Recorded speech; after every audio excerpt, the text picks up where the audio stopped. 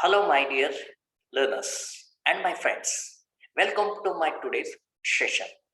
As we know, you know it very well.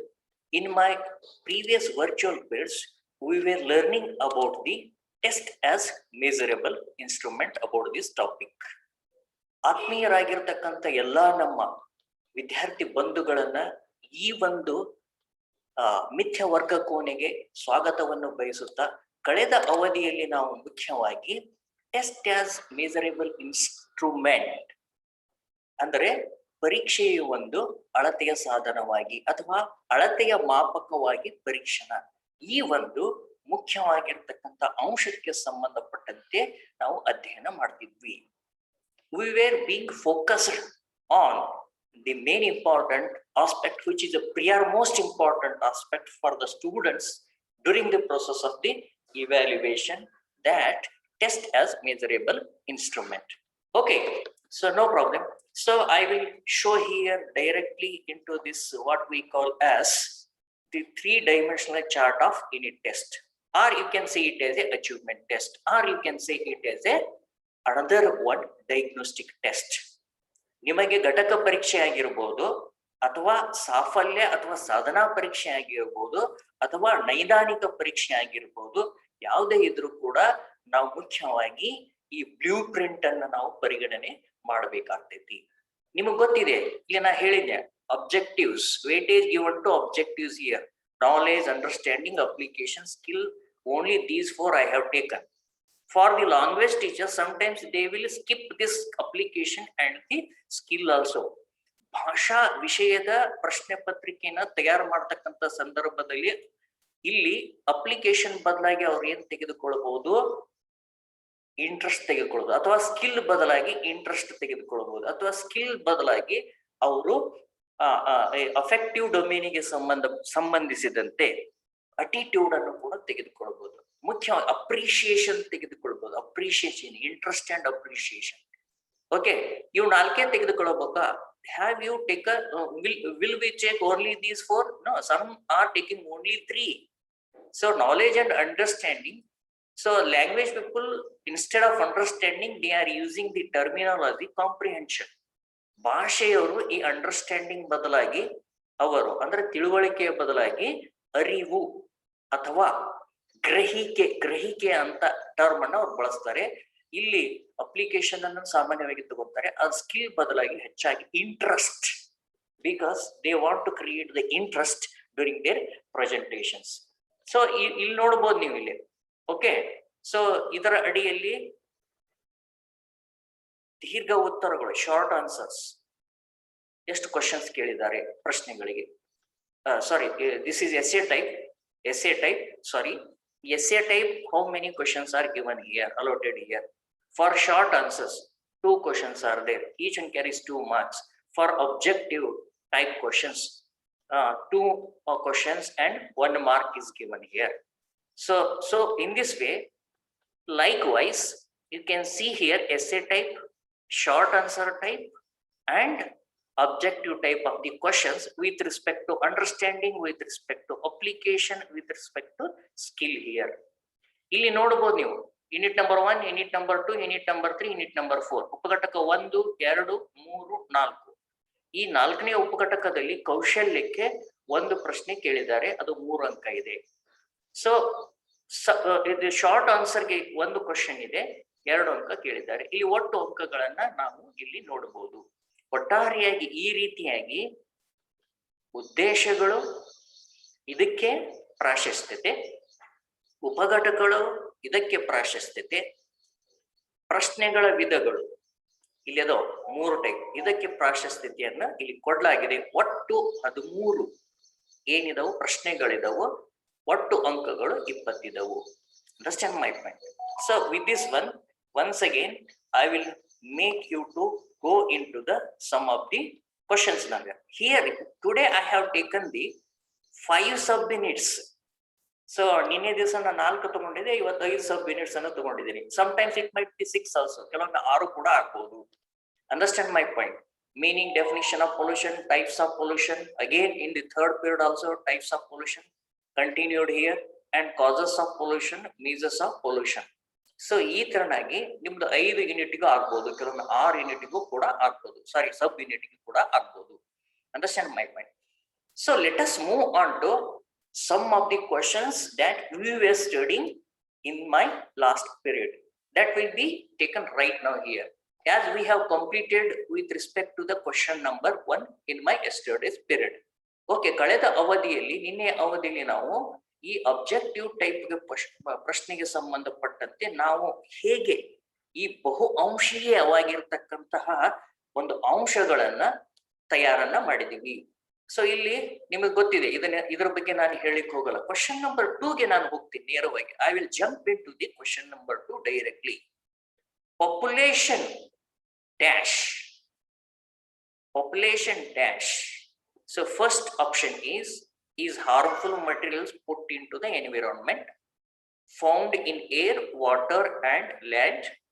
C, affects plants, animals and people, and all the above. ಈ ಮಾಲಿನ್ಯ ಅಂದರೆ dash, ಇದು ಏನಿದೆ ಮೊದಲನೇ ಉತ್ತರ, is harmful materials put in to the environment.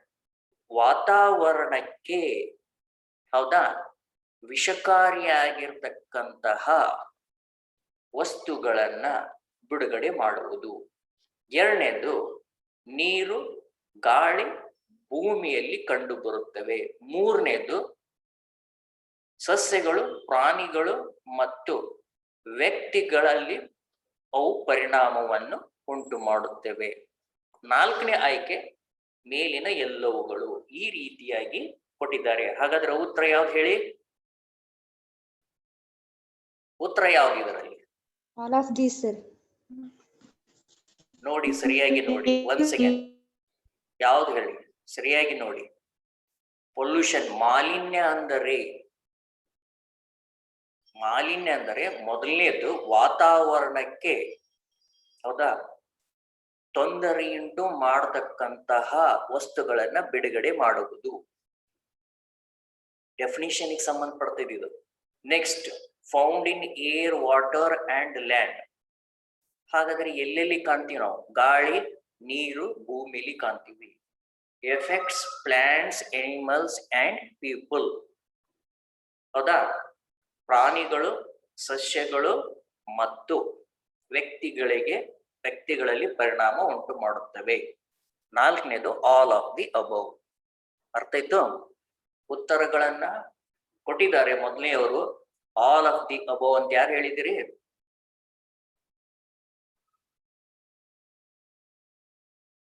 Sir Lakshmi R. Okay ಮಾ, congratulation to you.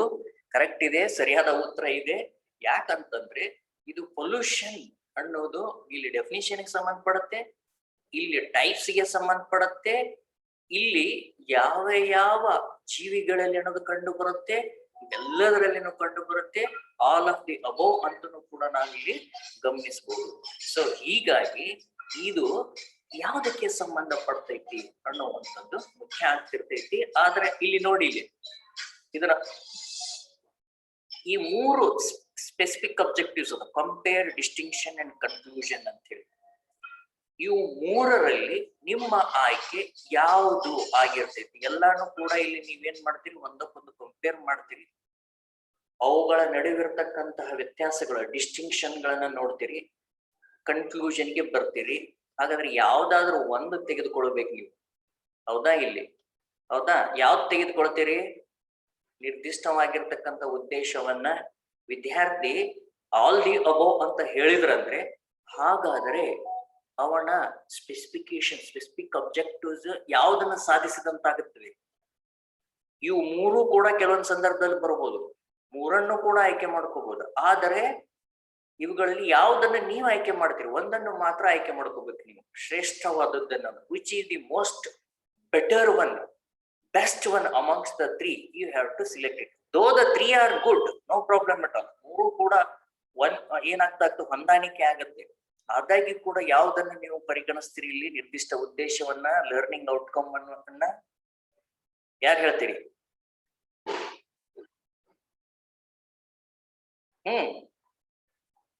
ಇವು 3ರಲ್ಲಿ ಇದಾವ, 3 ಕರೆಕ್ಟ್ ಅದಾವ ಅಂತ ಹೇಳ್ತೀನಿ ನಾನು. ಬರುತ್ತೆ, ಏನ್ ತೊಂದರೆ ಇಲ್ಲ.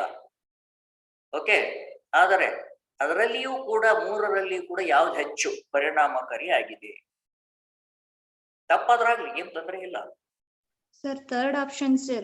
Very good. Third option conclusion. ಯಾಕೆ ಹೇಳಿ?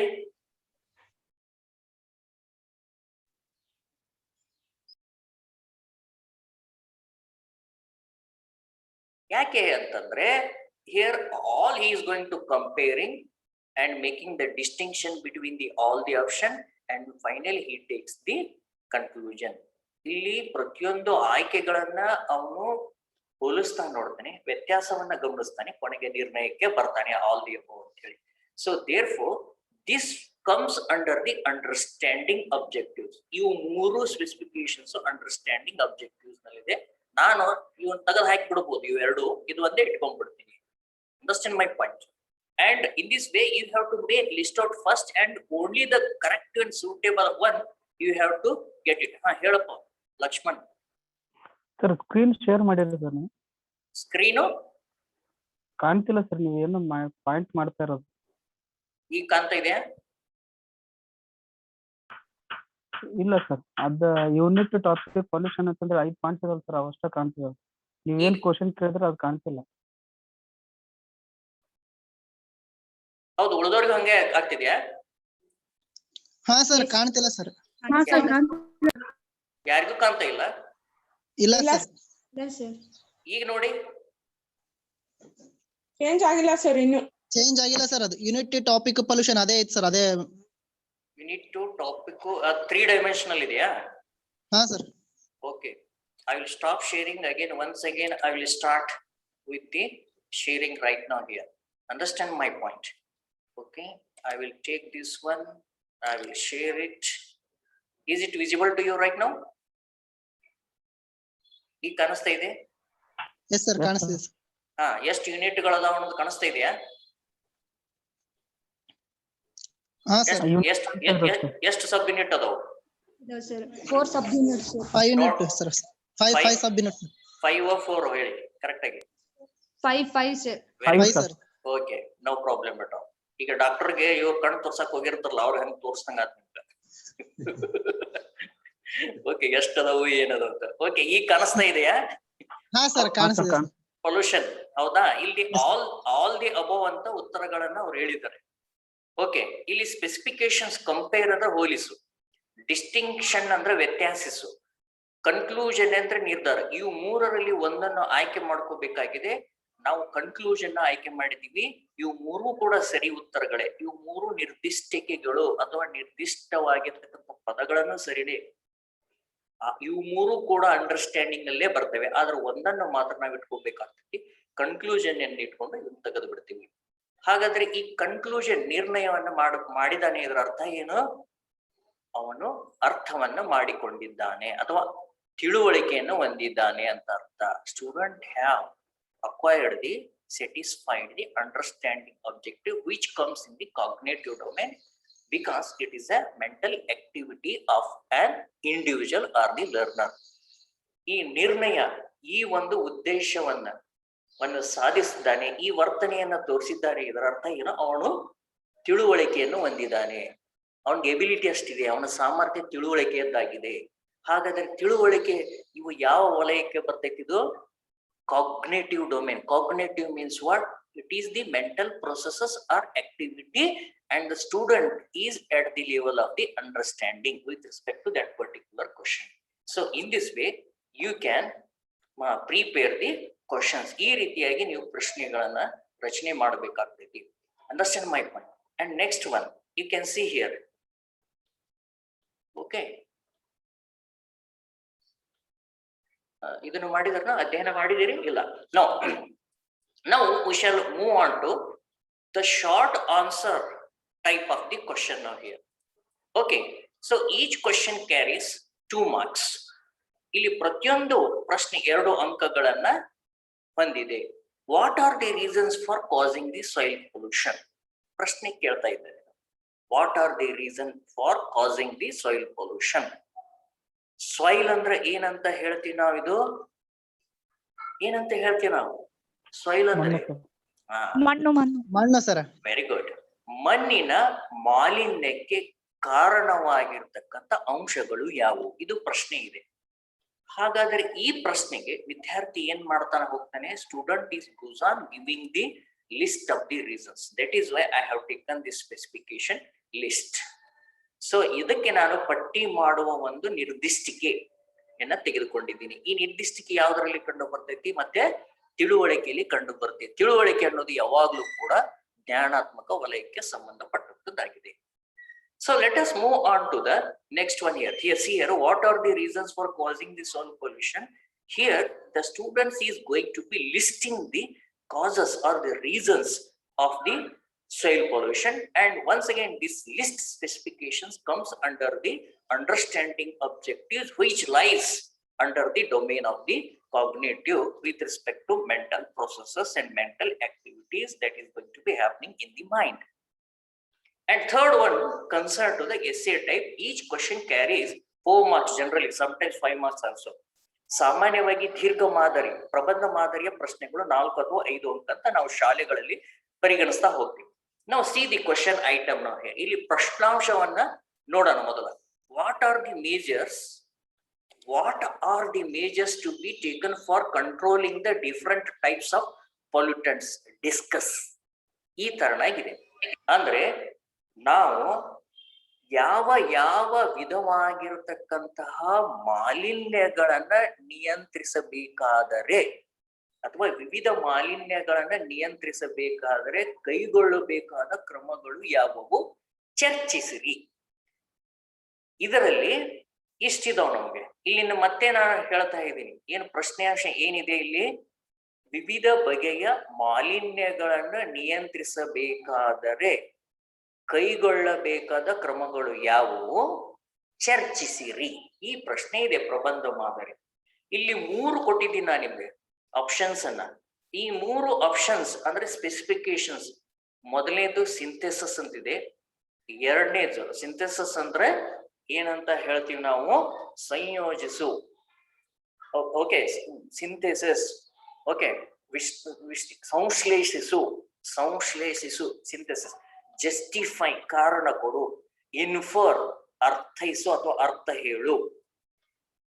ಈ 3ರಲ್ಲಿ ಯಾವ್ದು ಬರುತ್ತೆ? ಹಾಗಾದ್ರೆ ಯಾವ್ದನ್ನ ನೀವು ತೆಗೆದುಕೊಳ್ತೀರಿ ಇಲ್ಲಿ? ಸಿಂಥೆಸಿಸ್ ಅಂದ್ರೆ ಸಂಶ್ಲೇಷಿಸು. ಜಸ್ಟಿಫೈ ಅಂದ್ರೆ ನಿರ್ಣಯ ಕೊಡು. ಅದಕ್ಕೆ ಒಂದು ಏನ್ ಕೊಡಬೇಕಾಗತ್ತೆ ನೀವು? ಅದಕ್ಕೆ ನೀವು ಜಸ್ಟಿಫಿಕೇಶನ್ ಮಾಡ್ರಿ ಅಂತ ಹೇಳ್ತಿರ್ತೀವಿ ನಾವು, ಹೌದಾ? ಅದಕ್ಕೆ ಸಾಕ್ಷಿಗಳನ್ನು ಕೊಡ್ತಕ್ಕಂಥದ್ದು, ಹೌದಾ? ಅದನ್ನ ಜಸ್ಟಿಫೈ ಮಾಡ್ಕೊಳ್ತಕ್ಕಂಥದ್ದು. ಇನ್ಫರ್ ಅಂದ್ರೆ ಅದಕ್ಕೆ ಅರ್ಥವನ್ನ ವಿವರಿಸುವುದು. ಹೇಳಿ, ನಿಮ್ದು ಯಾವ್ದಾಗಿ?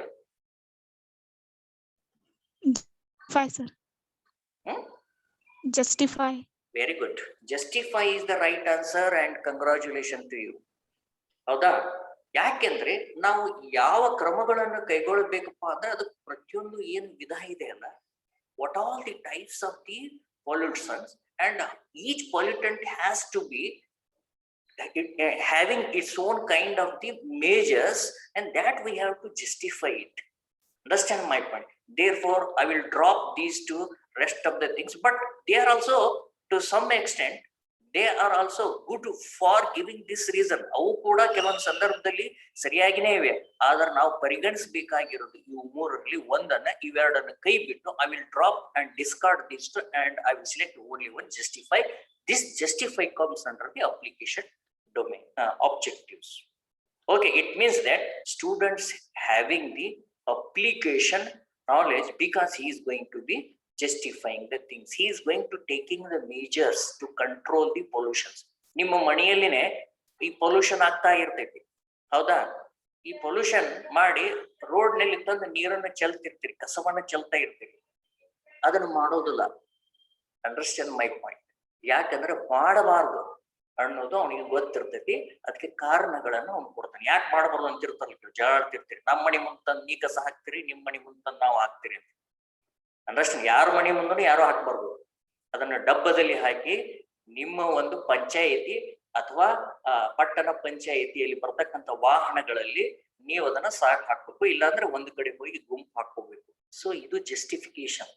ಹೇಳ್ಬೇಕು, ತಿಳುವಳಿಕೆಯನ್ನ ಹೇಳ್ಬೇಕಾಗ್ತೈತಿ. ಅಂದ್ರೆ ಅವನು ಅನ್ವಯನ ಮಾಡ್ತಾ ಇದ್ದಾನೆ. Then it comes again application comes under the cognitive domain. Understand my point. I will jump in to the next one here. ಇನ್ನೊಂದು ನೋಡೋಣ ಇಲ್ಲಿ. ಇವು ಬೇರೆ ವಿಷಯಗಳಿಗೆ ಸಂಬಂಧಪಟ್ಟಂತದ್ದಾಗಿದಾವೆ. Draw the neat map of rulers of Chalukya kingdom and locate their historical places. ಚಾಲುಕ್ಯರ ಸಾಮ್ರಾಜ್ಯದ ಆಳ್ವಿಕೆದಾರರಿಗೆ ಸಂಬಂಧಿಸಿದ ಒಂದು ನಕಾಶೆಯನ್ನು ತೆಗೆದು ಅದರಲ್ಲಿ ಮುಖ್ಯವಾಗಿ ಐತಿಹಾಸಿಕ ಸ್ಥಳಗಳನ್ನು ಗುರುತಿಸಿ ಅಂತ ಕೇಳ್ತಾರೆ. 5 ಮಾರ್ಕ್ಸ್ ಅಥವಾ 4 ಮಾರ್ಕ್ಸ್ ಕೇಳ್ತಿರ್ತಾರೆ. Sometime this question is meet for 4 marks. And student has to draw the Chalukya kingdom's rulers map and locate the historical places. Chalukya ರಾಜ್ಯರ ಸಾಮ್ರಾಜ್ಯಕ್ಕೆ ಸಂಬಂಧಿಸಿದಂತಹ ನಕಾಶೆಯನ್ನು ತೆಗೆದು ಐತಿಹಾಸಿಕ ಸ್ಥಳಗಳನ್ನು ಗುರುತಿಸಬೇಕಾಗ್ತೈತಿ. ಹಾಗಾದ್ರೆ ಇಲ್ಲಿ 2 ಕೊಟ್ಟಿದ್ದೀನಿ ನಾನೀಗ, draw and handling instrument. Why I have taken the 2 here? ನಾನು ಯಾಕೆ ತೆಗೆದುಕೊಂಡಿದ್ದೀನಿ ಇಲ್ಲಿ 2? ಬೇಗ ಕಮಾನ್. ಸರ್ ಕ್ವಶನ್ ಒಳಗ draw the map neat map ಅಂತ ರೈಟ್ ಡೌನ್ ಆಗಿದೆ. ಓಕೆ, ಅದಕ್ಕೆ ನಾವು ಅದಕ್ಕೆ ತೆಗೆದುಕೊಳ್ತೀವಾ? ಹಾಗಾದ್ರೆ ಯಾಕೆ ವಿದ್ಯಾರ್ಥಿ he is going to drawing the thing, draw ಮಾಡ್ತಾ ಇದ್ದಾರೆ. ಲರ್ನಿಂಗ್ ಔಟ್ಕಮ್ ಇದೆ, ನೀವು ನೋಡ್ಕೋಬೇಕದು. ಲರ್ನಿಂಗ್ ಔಟ್ಕಮ್ ಎಲ್ಲಿದೆ ಅಂತಂದ್ರೆ ನಾನು ನಿಮಗೆ ತೋರಿಸ್ತೀನಿ ನೋಡಿ ಇಲ್ಲಿ. ಹೌದಾ? ಸ್ಕಿಲ್ ನಲ್ಲಿ, ಸೈಕೋಮೋಟಾರ್ ಡೊಮೇನ್ ಸ್ಕಿಲ್ ನಲ್ಲಿ ಇದೆ. ಸೊ ಇಲ್ಲಿ ಹೋದ್ರೆ ನೀವು ನೋಡಬಹುದು. ಓಕೆ, ಇಲ್ಲೆಲ್ಲ ಸಂಗತಿಗಳಿದೆ. Draw cartoon, map, chart, diagram etcetera. If the student perform this specification then it will comes under the location.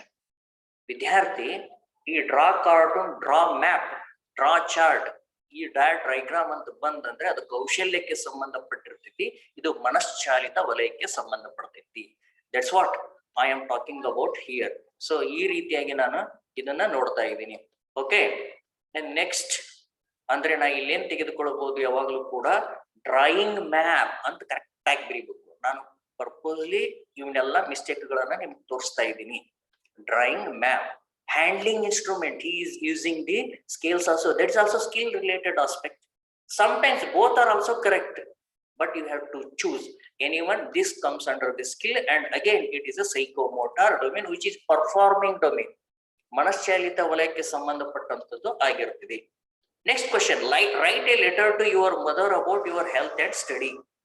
ನಿಮ್ಮ ಒಂದು ಆರೋಗ್ಯ ಮತ್ತು ಅಧ್ಯಯನಕ್ಕೆ ಅಥವಾ ಅಭ್ಯಾಸಕ್ಕೆ ಸಂಬಂಧಿಸಿದಂತೆ ನಿಮ್ಮ ತಾಯಿಯವರಿಗೆ ಒಂದು ಪತ್ರವನ್ನು ಬರೆಯಿರಿ ಅಂತ ನೀವು ಹೇಳ್ತೀರಿ ನಿಮ್ಮ ವಿದ್ಯಾರ್ಥಿಗಳಿಗೆ. ಅವಾಗ ಏನ್ ಮಾಡ್ತಾರೆ? ಹಾಗಾದ್ರೆ ಎಲ್ಲಾ ಅಂಶಗಳನ್ನ ಕ್ರೋಢೀಕರಣ ಮಾಡ್ಬೇಕಾಗುತ್ತೆ. ಏನೇನ್ ಬರಿಬೇಕಂತ, what all to be written, that has to be gathered in the mind. That is why this comes in the application, and application is also the one of the objective comes under the cognitive domain. And next one, see here, this is last one. Students perform the role of Raja Satya Harishchandra in the drama. ಇದು ಯಾವ್ದಕ್ಕೆ ಸಂಬಂಧಪಡ್ತೈತೆ ನೀವು ಹೇಳ್ಬೇಕು ಬೇಗ. ವಿದ್ಯಾರ್ಥಿ ರಾಜ ಹರಿಶ್ಚಂದ್ರನ ಪಾತ್ರವನ್ನು ನಿರ್ವಹಿಸ್ತಾನೆ ಅಂದ್ರೆ ಇದು ಕೌಶಲ್ಯಕ್ಕೆ, performing activity ಸೈಕೋಮೋಟಾರ್ ಡೊಮೇನ್ಗೆ ಬರುತ್ತೆ. ಇಲ್ಲಿ next one, identify the amoeba in the following figures. ಈ ಕೆಳಗಿನ ಚಿತ್ರಗಳಲ್ಲಿ ಅಮೀಬಾವನ್ನು ಗುರುತಿಸಿರಿ ಅಂತ ಇದೆ. ಇದು ಗುರುತಿಸುವಿಕೆ, ನಾಲೆಜ್ಗೆ ಸಂಬಂಧಪಡ್ತೈತಿ ಮತ್ತೆ ಕಾಗ್ನಿಟಿವ್ ಡೊಮೇನ್ಗೆ ಸಂಬಂಧಪಡುತ್ತೆ. Understand my point. ಈ ಚಿತ್ರಗಳನ್ನು ಕೊಟ್ಟಿದ್ದಾರೆ. So the student has to identify the suitable figure here. This is recognize. It is one of the objective comes under this domain. Understand my point.